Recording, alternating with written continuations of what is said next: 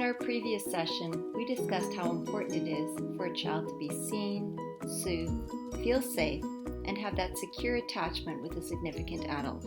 Episode 3 is about encouraging language development while children are at home. We're going to be speaking about communication. When you think about the communication that you have with your child or your children, generally we're having an interaction or a conversation between two, or we're passing along information or receiving information from our child or children. Conversation is what happens in the space between the child and the person they are conversing with. In this case, you. I'd like to talk about the stages of language development, and you may recognize some of these as we go through it. The first stage of development is the discoverer stage.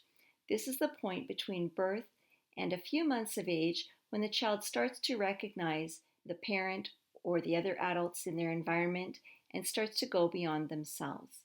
The communicator is the next stage where a child starts to interact with other people in the environment. The next stage are the first words users, where a child starts to imitate the words parents are using. They also start to use single words to achieve their goals. Once they start to develop a vocabulary, you will see a child starting to combine words, phrases of 2 or more words that make sense to them. Then we begin to use sentences, 3 to 5 word sentences that start to make sense grammatically with some kind of rules that we have attributed to them. Later sentence users start to use not only more complex sentences, but strings of sentences, paragraphs, and longer forms of communication. So I'd like you to think about your child or your children.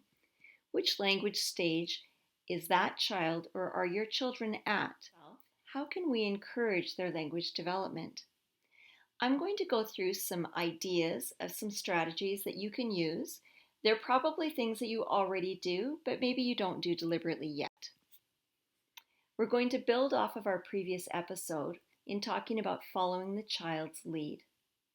While we do this, we're going to make sure that our children are seen during our conversations. The first strategy I'm going to share with you is the OWL strategy, or OWL.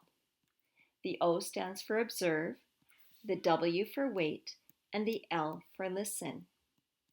When we observe a child, we're observing for the child's interest and what the child is telling you. So we're paying very close attention to those pieces. Waiting is sometimes the most difficult thing to do, but we wait expectantly for the child to initiate where possible and get involved in the activity. And then we try very carefully to listen. We listen for the child's complete message. We listen not only to their words, but their tone of voice, their facial expression, and their body language. That way we can make sure that they are truly seen. OWL is a very important acronym to put in your toolbox. This one seems a little bit funny to be discussing, but I can't tell you how many times I've realized, both as a teacher and as a parent, that just because I'm taller, I end up talking down toward my child. So this strategy is called Be Face to Face. In order for a child to be truly seen, we need to see them and have them see us. So this is just a reminder that when we're having a conversation with our children, we need to be at their level, at the height that they are at that moment. As we're having conversations with our children, I'd like us to think a little bit about the types of things that we do. One thing that we might do is to reflect at the height that they are at that moment. As we're having conversations with our children, I'd like us to think a little bit about the types of things that we do.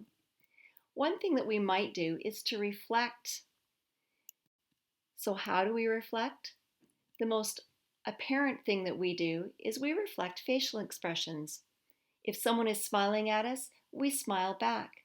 If our child is sad, we will echo that with our face and give them a sad expression as well. Or if a child is joyful, we can't help but be joyful with them. Other ways that we reflect are actions and gestures. If a child is pointing, we follow with our eyes where they're pointing to. If a child waves at us or if someone waves at us, we wave back. And don't even get me started about blowing kisses. We often reflect sounds, if you think especially when babies are first starting to notice us, when they start to coo or make baby noises, we will coo back to them. We also reflect words. As children start to imitate our words, we reflect those words back to them and get them to try and repeat them again. And then we reflect on sentences. As a grandmother, for instance, my grandson might come in to me and say, "Grandma, I caught a frog." And the first thing that I say is, "What? You caught a frog?" I'm reflecting. In addition to reflecting, we interpret.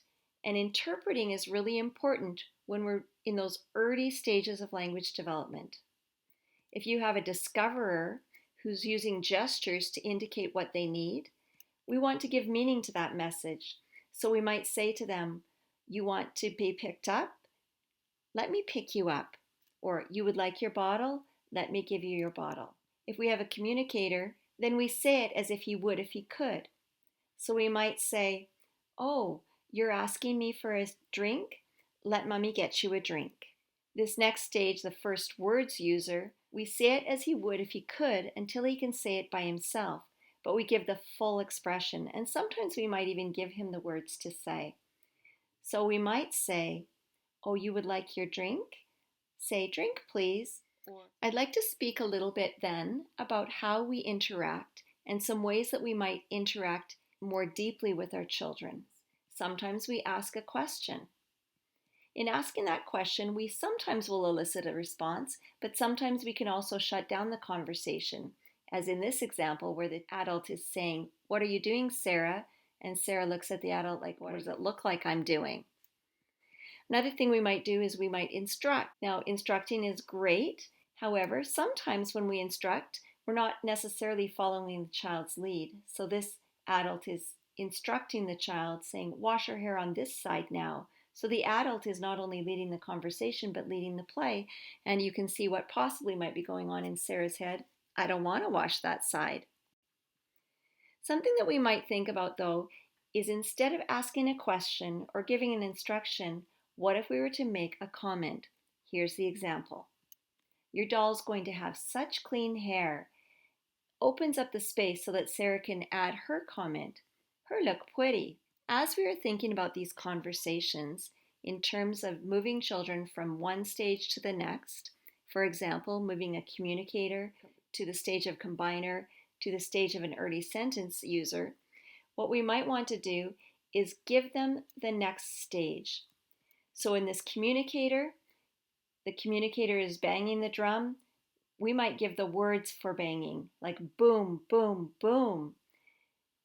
A combiner, we might add more words to the sentence. They're the words that they use. "Boom, boom, look, you're banging the drum." Or the early sentence user, give them a more complex sentence. "Wow, you're really a good drummer. You could be in a band." Then, of course, always thinking about building their vocabulary from where they are to where they will go next. So in this short episode, we've talked about following the child's lead. We've talked about the OWL strategy, observe, wait, and listen. We've also talked about the need to be face-to-face so children can be truly seen. We've talked about the way that we can reflect what our children are saying, the way that we can interpret and extend, and the way that we can engage conversations through asking questions, giving instructions, and even better, making a comment. The next episode we will share together will be talking about the importance of play. Thank you for listening.